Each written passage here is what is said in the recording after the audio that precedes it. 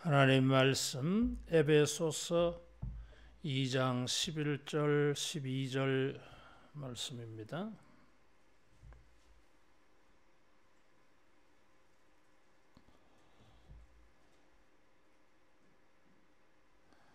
에베소서 2장 11절 12절 교독합니다. 그러므로 생각하라. 너희는 그때에 육체로는 이방인이요 손으로 육체에 행한 할례를 받은 무리라 칭하는 자들로부터 할례를 받지 않은 무리라 칭함을 받는 자들이라. 그때에 너희는 그리스도 밖에 있었고 이스라엘 나라 밖의 사람이라.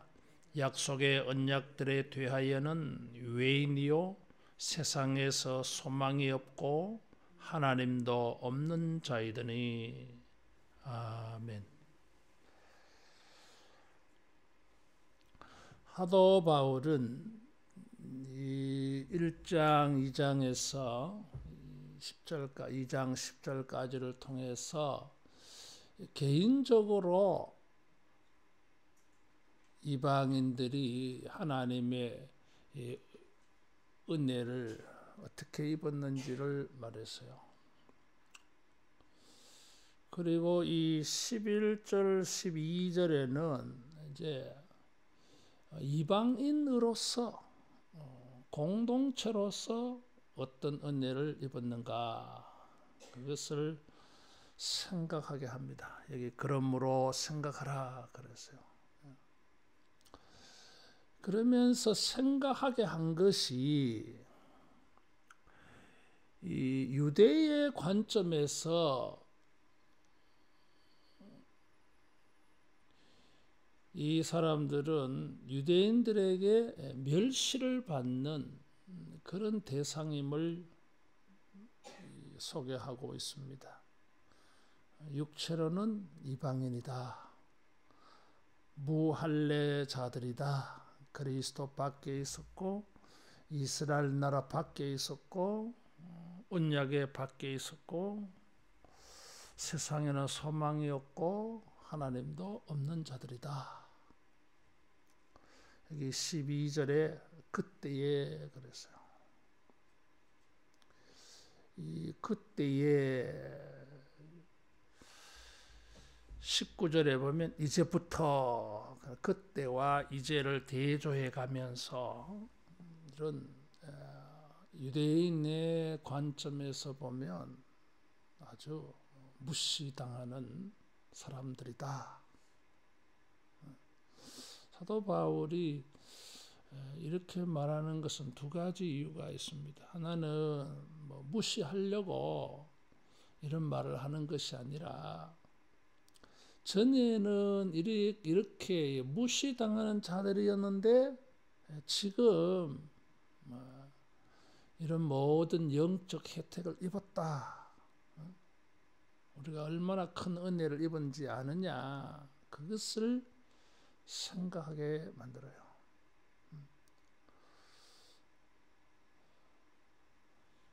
이 부유하고 풍성하게 사는데 그 사람들에게 옛날을 생각해 봐라.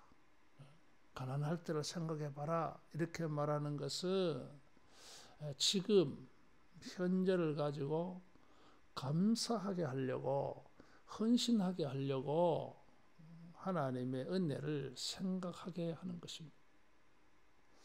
두 번째로는 이렇게 하는 또 다른 직접적인 이유가 있는데 그것은 무엇인가 하면 이 13절 이하의 이런 이방인들이 그리스도의 피로 유대인과 가까워졌다. 그래서 우주적인 교회, 화평한 교회, 에베소서 1장에는 하늘과 땅이 통일된다 그래서요. 하나 되는 교회. 그래서 이 교회의 하나됨을 말하려고 지금 전에는 너희들이 하나 될 수 없는 자들이었다 하는 것입니다. 그래서 이런 이방인과 유대인들이 하나 된 교회, 성령 안에서 4장 3절에 보면 하나됨을 힘써 지키는 교회, 성령의 충만을 받아서 부부와 또 부모와 자녀 간에 노사 간에 하나 되는 교회. 그래서 교회의 하나됨을 이렇게 강조하려고 전에는 하나 될 수 없는, 결코 화합한 관계가 될 수 없었던 자들이었다. 그런데 예수님의 보혈로 하나 되어졌다. 이런 것을 강조하려고 지금 생각해봐라. 전에는 너희들이 어떤 존재들이었는지. 이 첫 번째로 우리가 신앙생활을 하면서 우리가 받은 은혜, 이방인으로서 우리가 받은 은혜가 어떤 것인가 하는 것을 알 필요가 있어요. 주님에게서 받은 은혜가 얼마나 위대한 것인가 하는 것을 좀 알 필요가 있어요. 1장에서는 그 삼위일체 하나님에게 구원을 받은 이런 놀라운 축복의 사람들. 그래서 사도 바울은 이런 것을 알기를 기도해라 그랬어요. 경험하도록 기도해라. 하나님이 주신 구원의 그 영광과 풍성함을 체험을 해야 되지 않겠나. 그래서 기도해라. 알기를 원한다. 그랬어요. 그런 은혜가 개인적으로 어떤 의미가 있는지, 그 구원이 가지고 있는 의미가 어떤 것인지 이제 11절, 12절의 이 대조를 통해서 역설적인, 그때의 예수님 믿기 이전의 상태를 생각하게 해서 개인적으로 받은 은혜가 얼마나 큰가. 그래서 모든 성도들과 하나 되도록 동기부여합니다. 그래서 우리는 주님이 베푸르신 이 구원의 영광과 풍성함, 그것이 구체적으로 어떤 것인지를 알아야 돼요. 첫째는 여기 육체로는 이방인이다 그랬어요. 이 말 뜻은 우리가 육체적으로는 아브라함의 후손이 아니다, 뭐 이런 뜻입니다. 육체로는 이방인이다 하는 것은 혈통적으로 우리는 아브라함의 후손이 아니다, 하나님의 백성이 아니다, 하나님의 자녀가 아니다 하는 것입니다. 유대인들은 자기들이 아브라함의 후손이라고 하는 이 선민의식 굉장히 강하잖아요. 굉장히 강해요. 요한복음 4장에 보면 수가성 여인이 예수님을 만났을 때에 예수님께서 물 좀 달라 이렇게 말하니까 유대인 남자로서 어떻게 나에게 물을 달라 하느냐. 유대인들은 이방인은 고사하고 사마리아 사람조차도 경시, 무시, 멸시, 천대했습니다. 원래는 아브라함의 후손들이었는데 이방인과 혼혈, 이방인과 결혼해서 살다가 보니까 피가 섞였다고 하는 이유로 아주 멸시했어요. 사람 취급을 안 했어요. 이방인은 하나님의 심판의 대상으로 유대인들은 생각했어요. 상대적으로 자기들은 우리는 아브라함의 후손이야. 민족적 자부심이 대단했어요. 그래서 이방인이라는 말 자체는 유대인들에게는 무시, 멸시의 의미가 담겨져 있습니다. 혈통적으로는 유대인이고 저 사람들은 이방인이다. 완전히 구분됐어. 물과 기름처럼 구분되어져요. 하나 될 수가 없어, 이 사람들은.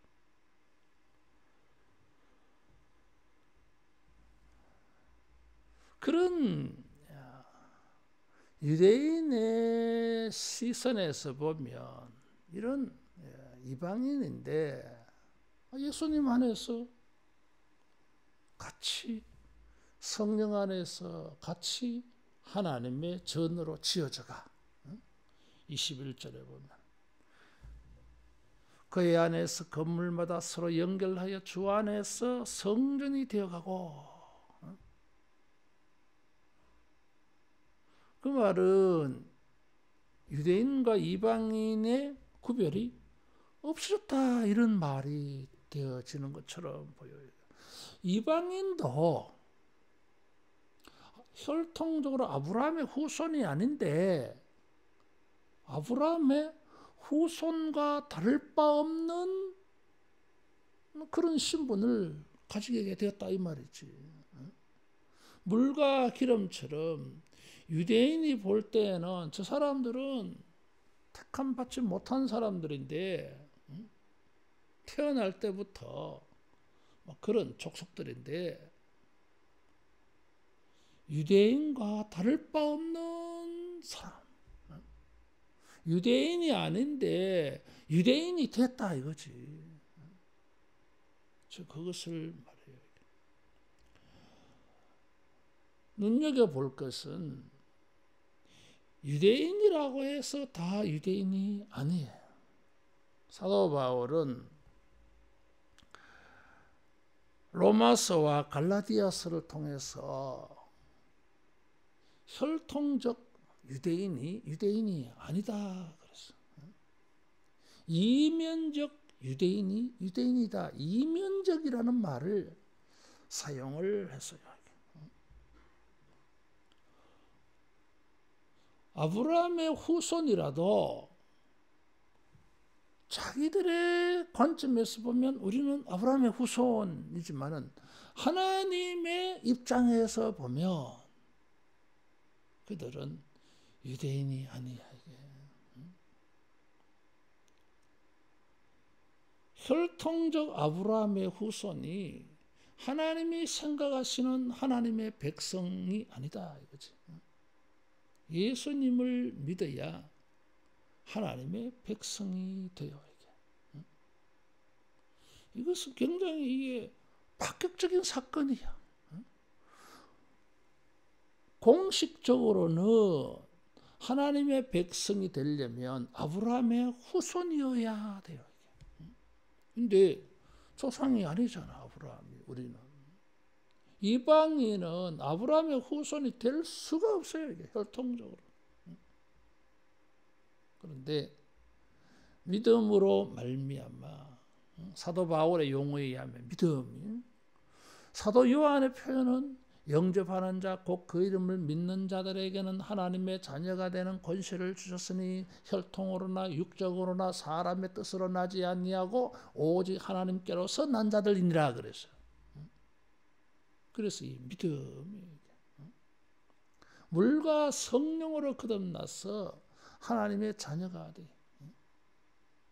이런 원리를 가지고, 그러니까 혈통적으로는 아브라함의 후손인 이방인인데, 내가 혈통적으로는 이방인인데 믿음으로 예수님을 영접해서 하나님의 택한 백성, 선민이 되는 것입니다. 유대인에게 혈통적으로 무시와 천대를 받던 사람들에게 하나님이 영적 기회를 주셨어요. 혈통적으로는 유대인이 되지 못해도, 아브라함의 후손이 되지 못해도 믿음이라고 하는 것, 그리스도를 영접하는 것을 통해서 아브라함의 후손이 될 수 있다. 이런 특별한 길을 열어주셨어요. 그래서 예수님께서 승천하실 때에 모든 족속으로 제자를 삼아 아버지와 아들과 성령의 이름으로 세례를 주고 내가 너희에게 분반 모든 것을 가르쳐 지키게 해라. 그러면 전도를 받고 세례를 받고 말씀을 순종하게 되면 이 사람은 뭐예요? 아브라함의 후손이야. 하나님의 백성이야. 이런 새로운 길을 열어놨어. 혈통적으로는 유대인이 될 수가 없는데 이런 믿음과 그리스도를 영접하는 이런 신앙의 원리를 가지고 내가 아브라함 후손이 될 수 있는 길이 열렸어. 양자 제도가 있잖아. 분명히 혈통적으로는 내 자손이 아닌데 양자로 입적을 하면은 내 자손이 되는 거지. 이런 원리. 그래서 이게 얼마나 감사하냐. 아브라함의 후손이 되고 그렇게 해서 하나님의 백성이 되었다고 하는 게 얼마나 감사하냐. 사도 바울은 권속이라는 표현을 씁니다. 3장에서는 권속, 가정, 가족 그런 말이거든. 하나님의 가족.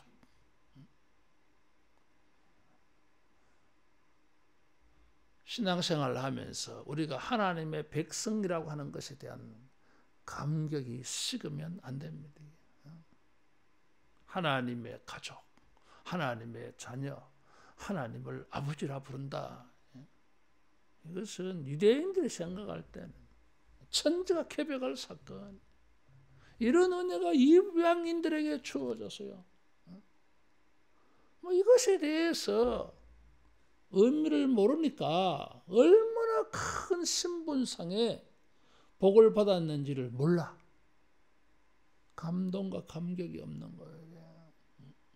또 어떤 유대인들은 유대주의에 빠져있는 유대인들은 이런 영적으로 양자가 되어져서 아브라함의 후손이 되는 것은 생각도 안 하고 무조건 믿는 이방인들조차도 유대주의자들은 하나님의 백성으로 받아들이려고 하지 않아. 그것도 잘못됐잖아요. 그래서 이방인이나 유대인이나 믿는다고 하는 것이 얼마나 큰 축복인가. 유대인과 다를 바가 없어.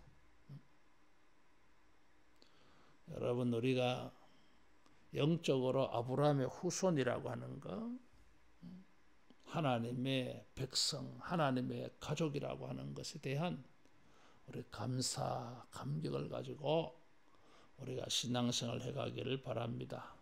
두 번째로 예수님을 믿는다고 하는 것이 얼마나 큰 축복인가 하는 것을 역설적으로 이방인들은 손으로 육체에 행한 할례를 받은 무리라 칭하는 자들로부터 할례를 받지 않은 무리라 칭함을 받는 자들이다 그래서요.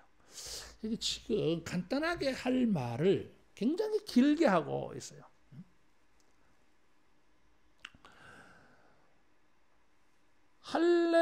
할례자들에게 무할례자라고 칭함을 받는다 이렇게 하면 될 걸 가지고 막 풀어놓았어요.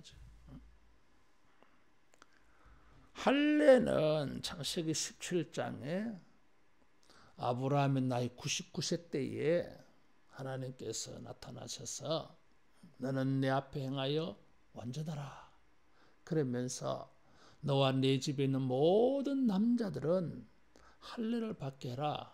그리고 태어나는 아이들은 8일이 되면 할례를 행해라. 할례를 행하지 않으면 죽여라 그랬어요. 그래서 할례는 아브라함의 후손이라고 하는 증표, 사인이에요. 이게. 증거예요. 그래서 유대인들은 할례를 받은 것을 가지고 우리는 아브라함의 후손이라고 하는 특권의 증거로 삼았어요. 그래서 이 할례에 대한 우월감이 대단했습니다.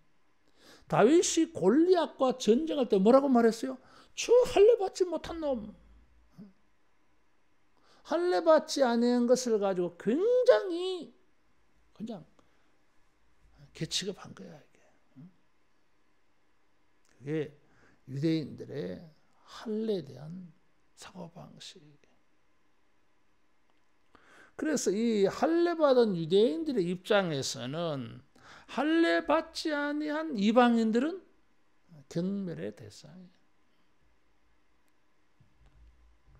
자기들은 선택받은 사람들이고 할례 받지 못한 사람들은 하나님이 버린 사람, 이런 거지. 그래서 굉장히 경멸했어요. 문제는 성경에 보면 이 할례에 대하여서 강조하는 게 뭐예요? 마음의 할례를 강조했어요. 모세도 에스겔도 마음의 할례를 강조합니다. 육체로는 손으로 행한 할례를 받았으나 하나님은 여전히 그들을 부정한 자 취급을 했어요. 그래서 마음의 할례를 강조합니다. 그래서 사도 바울도 로마서, 갈라디아에서, 빌립보에서 이런 것을 아주 강조해요. 그리고 사도행전 15장에도 보면 사도 바울이 1차 선교여행하고 안디옥에 돌아오니까 유대주의자들이 그냥 예수를 믿은 사람들에게 할례 받아라. 그래서 굉장히 할례 받는 것에 대한 거부감, 꺼리낌이 이방인들에게 있었어요. 왜 그러냐면 이 당시에는 헬라 철학이, 헬라 사상이 만연한 시대였어요. 이 그리스, 헬라 사람들의 이 사상인 신체는 균형이 잡혀야 돼. 팔등신처럼.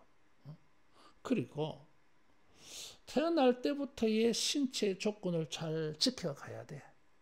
근데 이게 뭐 수술을 해서 뭐 이렇게 신체 변화를 준다고 하는 것은 불완전한 인간으로 생각을 해서요.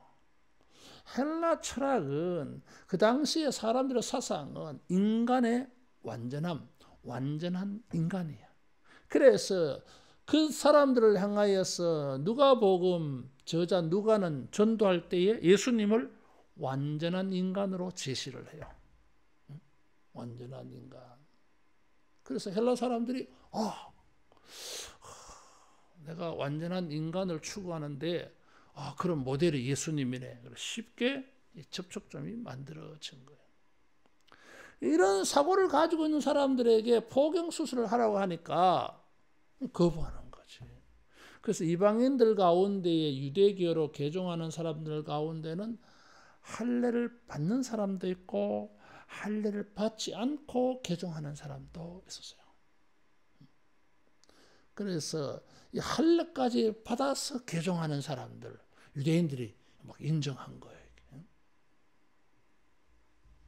사도 바울이 디도를 예루살렘에 데려가는데 디도는 헬라인이거든. 할례 받지 않는 저 사람을 성전 출입시켰다고 사도 바울을 잡아 죽이려 하잖아요. 그 사람들이 볼 때는 성전을 못 오겠다 이거지. 할례 받지 않는 이방인을 감히. 할례를 받았다 할지라도 이방인들을 얼마나 구분을 하는지. 그래서 이방인들을 위한 뜰을 따로 만들었어요. 그래서 성전 안뜰이 있고 그 다음에 바깥뜰. 바깥뜰에는 남자들의 뜰이 있어요. 그리고 유대인 남자 아이들 여인들의 뜰이 있어.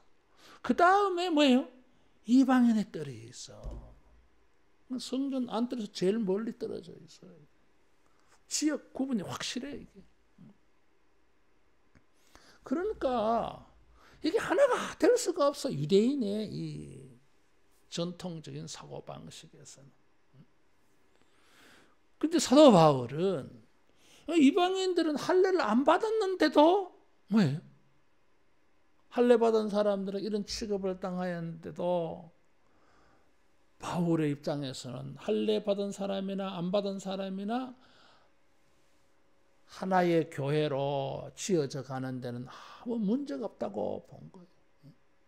전통적인 유대인의 입장에서는 결코 하나 될 수가 없어. 하나 될 수가 없어요. 이방인들은 성전들에도 제일 바깥들인데 뭘 뭐. 그런데 이 사람들과 우리가 하나 돼야 된다. 어떻게 하나 됐냐? 그래서 사도 바울은 유대인들의 할례주의자들의 그 할례에 대해서 그게 외적이지 않느냐 하는 것을 은근히 여기 지적하고 있어요. 그래서 여기에 뭐라고 표현했습니까? 육체 행한 할례를 받은 무리들 이렇게 표현한 거예요. 의도적으로. 단순히 할례자들에게 이렇게 말하면 되는데 그들의 할례를 사도 바울이 생각하는 할례가 아니기 때문에 유대인들이 생각하는 할례를 인정 안 하고 싶은 거예요, 지금. 사도 바울이 생각하는 할례는 마음의 할례. 로마서와 갈라디아서를 말하는 것은 바로 그 마음의 할례야. 이면적 할례였어요. 육체 할례를 받은 걸 가지고 왜 사람들 구분하느냐? 육체 받은 할례는 무슨 의미가 있느냐, 그게. 하나님께서도 할례 받은 자들에게 마음의 할례를 받아야 된다. 마음의 가죽을 베어라고 말씀하지 않았느냐 이거지. 그래서 외적인 그게 뭐가 의미가 있느냐 이거지. 그래서 여기 육체 행한 할례를 받은 무리라 칭하는 자들 칭한다 그랬어요. 이름이 그렇게 불려졌다 그 말이잖아. 이게 외형적이다 하는 것을 표현하는 말이에요. 이게. 그리고 무리라고 하는 거, 그리고 육체의 하고 전부 다 외적인 거예요. 우리는 할례를 받은 건 아니지만은 그리스도를 믿음으로 그리스도의 세례를 받음으로 우리는 하나님의 자녀의 표시를 받았어. 그리고 1장 13절 14절은 성령의 인침을 받았어. 성령의 표시가 있어. 이게 내주하시.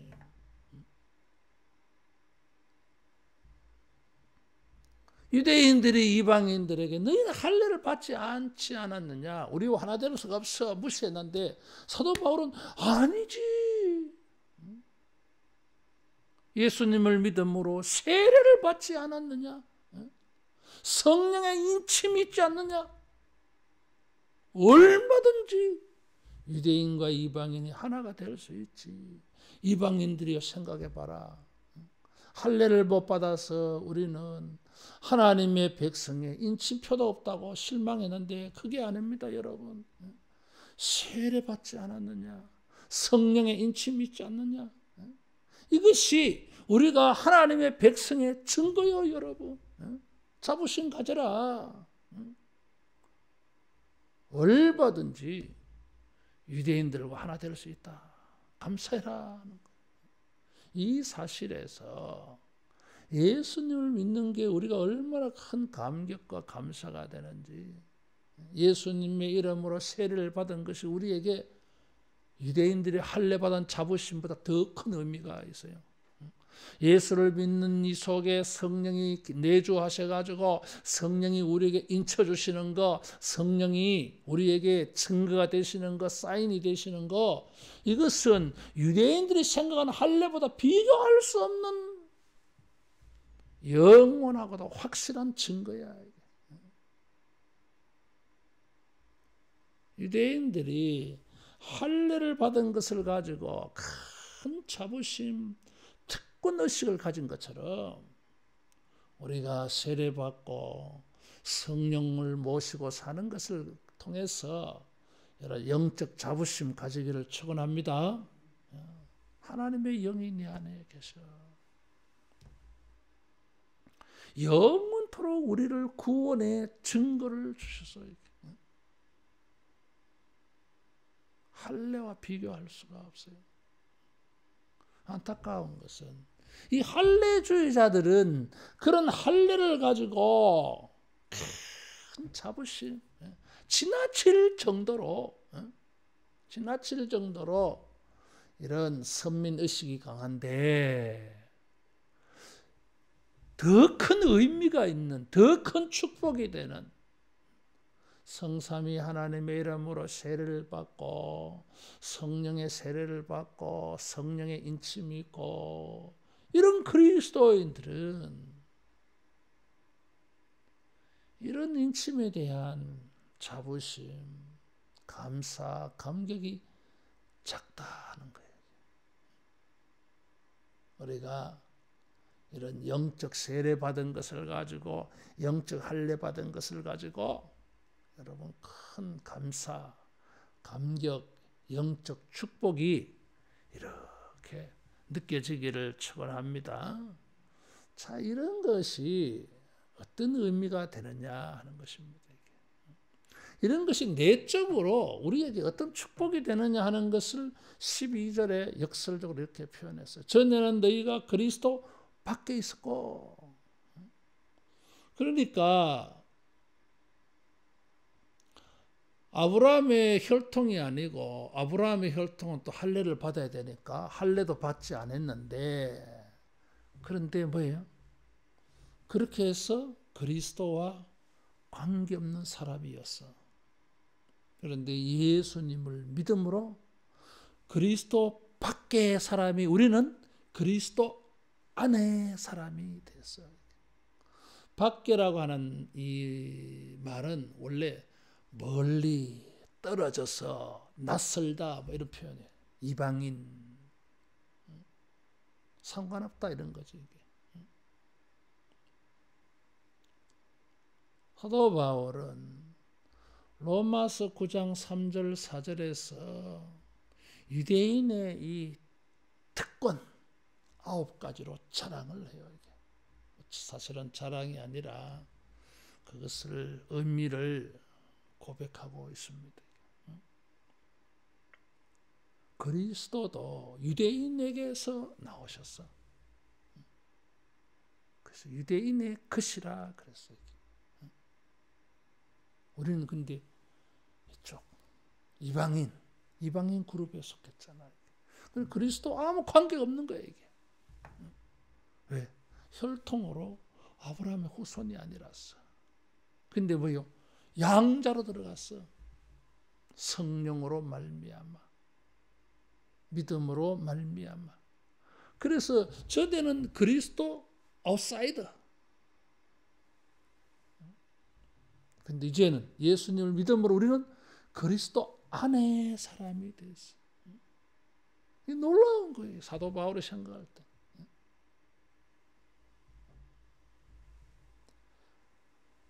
그리스도 안의 사람이 되어졌어. 우리는 그리스도와 연합하고 교제하고 교통하면서 그리스도의 은혜를 끊임없이 공급받잖아요. 예수님의 이름으로 기도하잖아요. 이게 그리스도 안에 있는 증거예요. 이게 그리스도 밖에 그리스도와 관계 없으면 그리스도 이름을 불러도 소용이 없어. 중이 빙판길을 가다가 넘어져가지고 아이고 하나님, 우리가 생각하는 하나님 아니잖아. 이게 무엇이 중에 튀어나온 말이에요. 성경에 보면 거짓 선지자 발람도 마찬가지고 느부갓네살도 마찬가지고 다니엘을 통해서 하나님을 막 찬양합니다. 우리가 생각하듯이 그렇게 하나님을 알고 찬양하는 게 아니잖아요. 이게. 그저 신들 중에 하나로 그렇게 하는 거예요. 이게.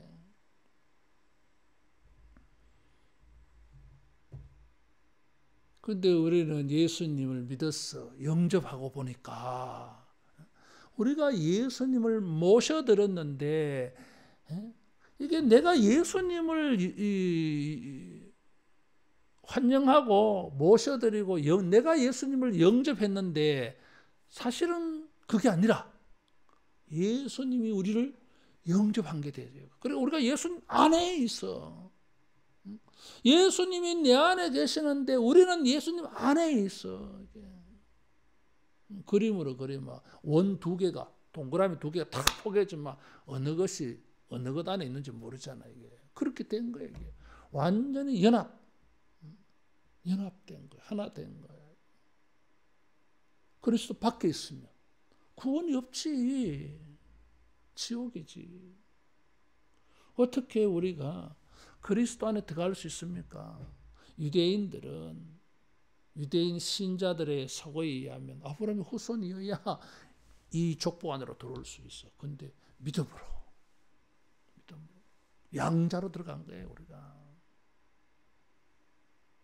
이스라엘 나라 밖의 사람인데 이제는 이스라엘 나라 사람이 됐어요. 이게 뭐예요? 이스라엘 나라라고 하는 것은 하나님의 나라, 하나님 백성의 나라를 말해요. 이방인은 이 나라 사람들 아니잖아요. 하나님의 통치, 다스림, 하나님의 주권, 하나님의 보호하심을 받는 사람들이 아니었어. 이방인이니까. 그런데 믿음으로 하나님 나라 사람이 됐어요. 성경에 보면 출애굽할 때에 이스라엘 사람만 출애굽한 게 아니라 거기에 따라 나오는 사람들이 있어요. 그것을 잡족이라 그래. 잡족. 다윗의 그 신하들 가운데에도 보면 아브라함의 후손이 아닌 블레셋 사람들 있어. 가드 사람, 후세 뭐 이런 거. 이 사람도 이방인이잖아. 어떻게 다윗 왕국에 하나님 나라의 일원이 되어 있어요? 이 나라 들어온 거지 뭐. 요즘도 그런 거 있잖아. 이민 이런 거 있잖아. 이민. 그 나라 시민권을 받은 거지 뭐. 믿음으로 예수님을 모셔서 우리는 하나님의 나라로. 그래서 사도 바울은 로마 시민권을 가진 사람인데 빌립보 교회에 편지하면서 우리의 시민권은 하늘에 있다 이렇게 말했어요. 하나님의 나라의 백성들이에요. 결국에는 세상 나라는 망할 것이고 하나님의 나라는 영원토록 왕성한 천국이 됩니다. 이게 하나님 나라예요. 이스라엘 사람들은 하나님이라고 하는 말을 함부로 사용할까 봐 하나님 나라인데 하늘나라 그렇게 바꾼 거예요. 그것을 우리는 또 본받아 가지고 하늘천 해서 천국이라고 말하는 거예요. 혼돈이 생길 수 있어. 원래는 뭡니까? 하나님 나라, 하나님이 통치하시는 나라. 세상 나라와 구별되는 거예요. 세상 나라는 세상의 사람들이 어둠의 권세 잡은 자들이 주관하고 통치하는 사탄의 권세가 있는 세상 어둠의 나라. 장망성이라 그래서 사도 요한은 장차 망할 성이다 이거지. 장망성, 바벨론. 우리는 예수 믿는 사람들은 하나님 나라, 천국, 새 하늘과 새 땅이 하늘에서 내려와. 천국이야 이게. 눈물도 없고 슬픔도 없고 아픔도 없고 고통도 없는, 해가 필요하지 않는 언제나 밝은 곳이니까.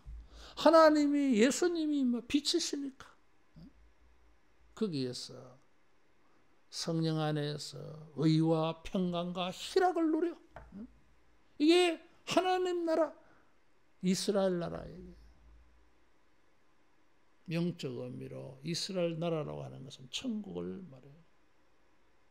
예수님 믿어서 이런 은혜를 입은 거예요. 천국 백성이 됐어요.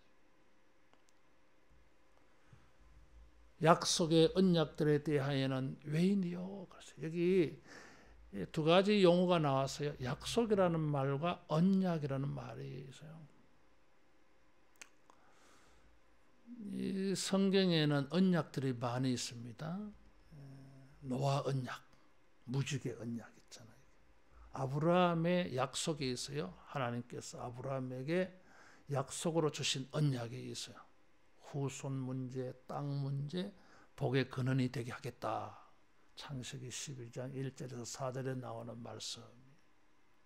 모세 언약도 있어요. 시내산 언약.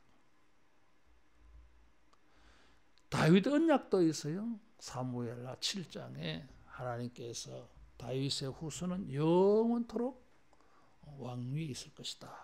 사울의 왕위를 패한 것처럼 다윗의 왕위는 패하지 않겠다.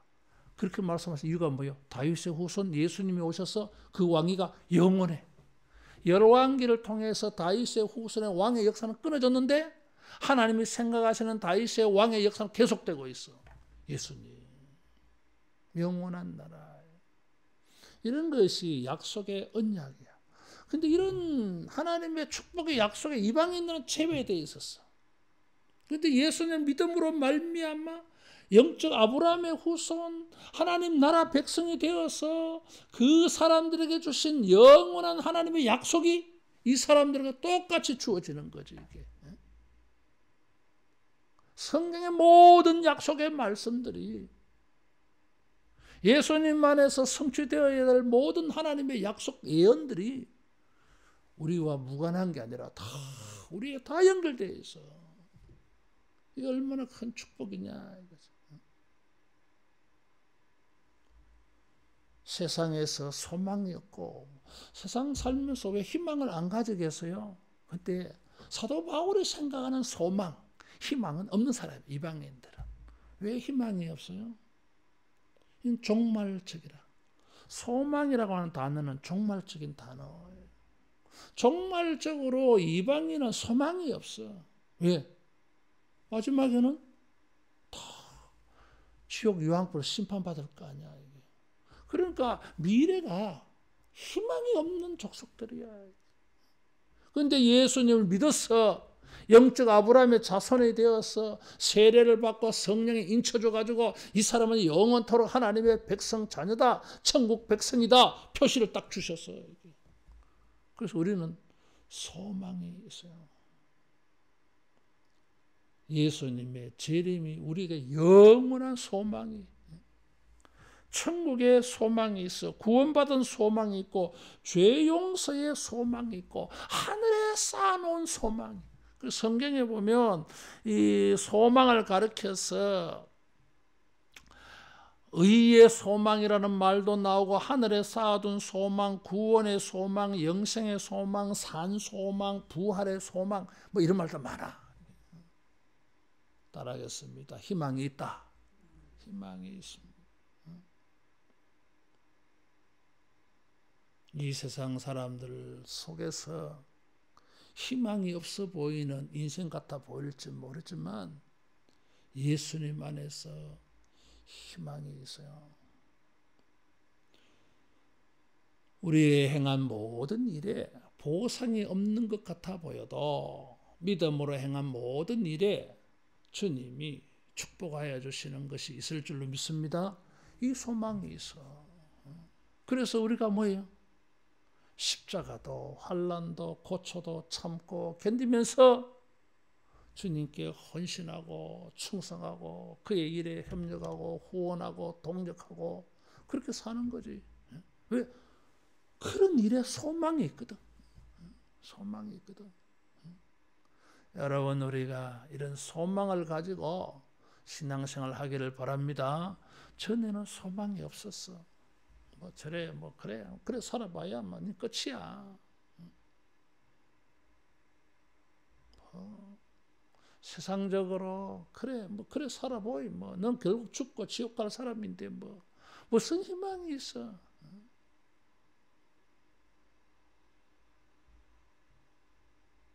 예수님을 믿어서 우리는 소망이 있어요. 또 우리가 이런 소망도 있잖아. 믿음의 소망이 있어요. 이게.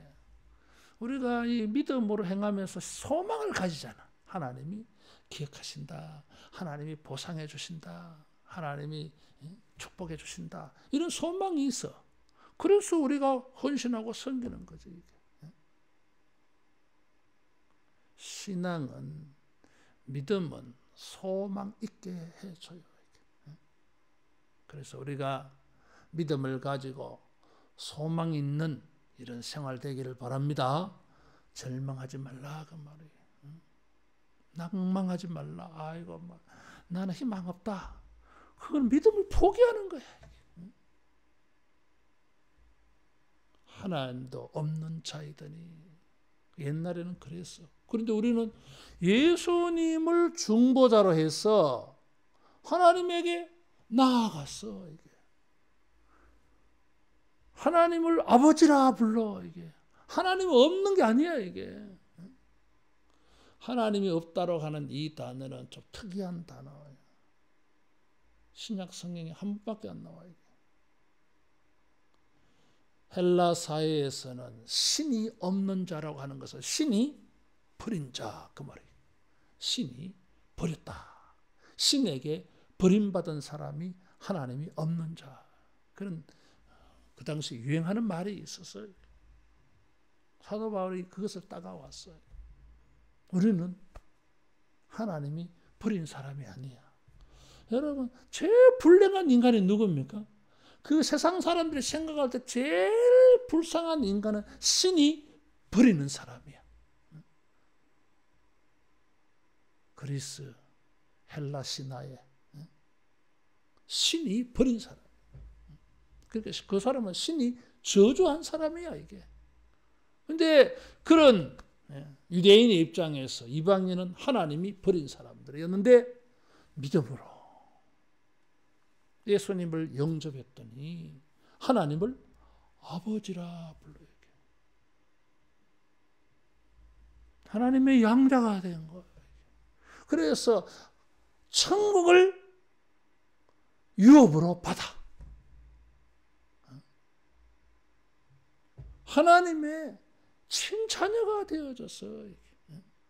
양자로 들어갔는데 이게 양자가 아니야. 그냥 친자녀가 되어버렸어. 이게. 신기한 일이 일어난 거예요. 그래서 유대 성도들에게 이방인 성도를 옛날에 유대주의자들이 바라보던 그런 시선으로 저 사람들을 그래 보지 말라. 당신네들과 똑같은 사람으로 봐야 돼. 저 이방인들이 이제 유대인과 똑같은 영적 축복을 다 받았어. 똑같은 사람이야. 그러니까 사람 차별하지 말고 화합해라. 화평해라. 하나 되라. 그 말이에요.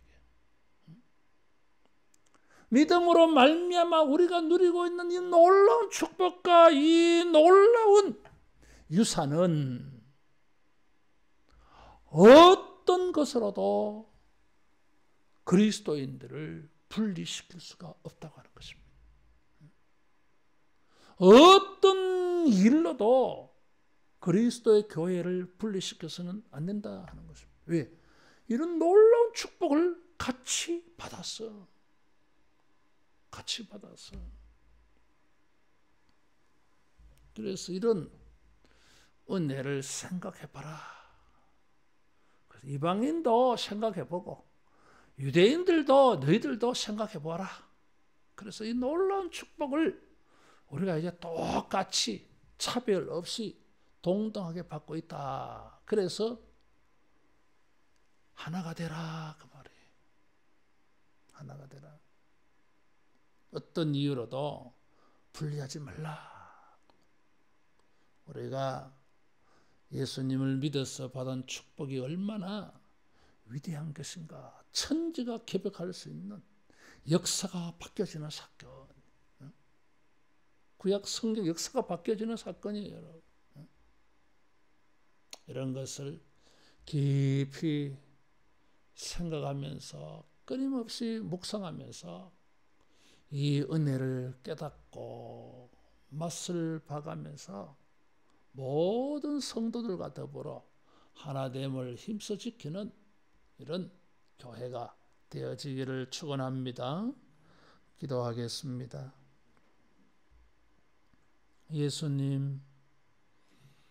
예수님을 믿게 하셔서 우리가 유대인들이 누리는 이 놀라운 축복을 동일하게 누릴 수 있게 해주셔서 감사합니다.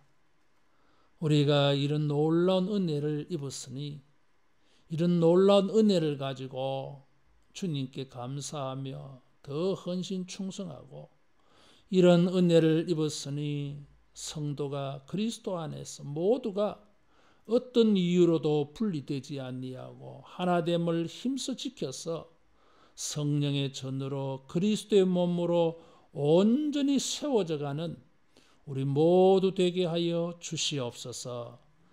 예수님 이름으로 기도하옵나이다. 아멘.